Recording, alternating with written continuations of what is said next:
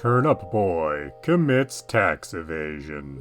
Released April of 2021. Available on all modern platforms. Retailing for $14.99.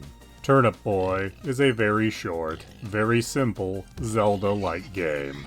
You explore a small, semi-open world, and occasionally go into dungeons. In each dungeon, you'll find an item that will allow you to do a new thing, like be able to kick bombs, or create two-way portals. And at the end of each of these, you'll fight a boss. And for killing the boss, you'll receive increased health. Then if you're so inclined, you can use the new ability you got in that dungeon to look over the world and see if there's any puzzles you can finish, which will likely just give you more health, just like beating a boss. But don't go in expecting any real head-scratchers, or much in the way of challenge. This entire game can be beaten in one sitting in just slightly over an hour. If it's your first time through, and you're unfamiliar with this kind of game, it might take you a total of 2 hours. Unless your goal is 100% completion or getting all achievements, I can't imagine it taking longer than that.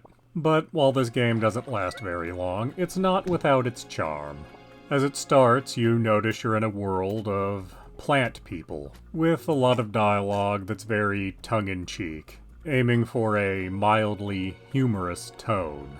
But as you play, you'll slowly notice little hints that this world wasn't always vegetable land. Apparently, this used to be a place where humans lived, but some kind of apocalyptian scenario happened that has led to the vegetable people's rise.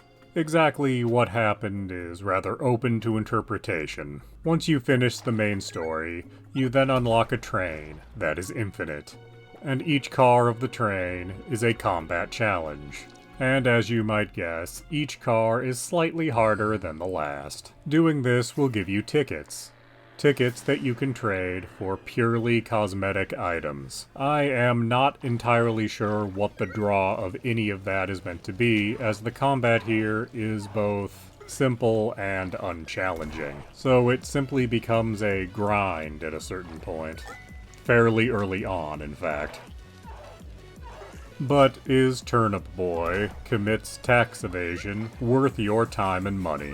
Considering at best you're gonna get about 2 hours of entertainment out of this game, I would say no.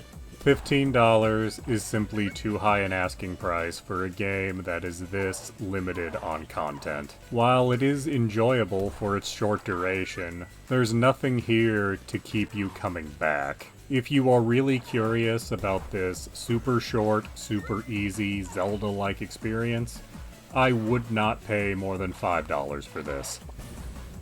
Please do subscribe, comment, like, and tell your friends.